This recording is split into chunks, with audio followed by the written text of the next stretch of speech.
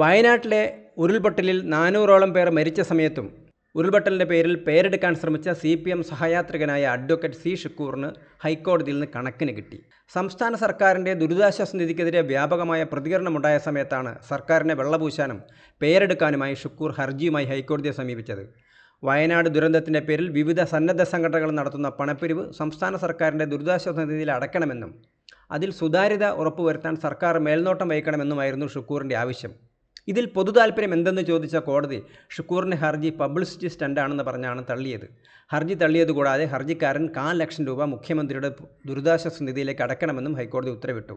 പലപ്പോഴും പബ്ലിസിറ്റി സ്റ്റണ്ടിന് ശ്രമിക്കുന്നയാളാണ് ഷുക്കൂർ. നേരത്തെ MG university PVC ആയിരുന്ന ഇദ്ദേഹത്തിൻ്റെ ഭാര്യയുടെ PhD പ്രബന്ധം കോപ്പി അടിച്ചതാണെന്ന ആരോപണം ഉയർന്നിരുന്നു. ശരീഅത്ത് പ്രകാരം വിവാഹം കഴിച്ച ഈ ദമ്പതികൾ 29 വർഷത്തിന് ശേഷം വീണ്ടും സ്പെഷ്യൽ മാരേജ് ആക്ട് പ്രകാരം വിവാഹിതരായി വാർത്തകളിൽ നിറഞ്ഞു നിന്നിരുന്നു.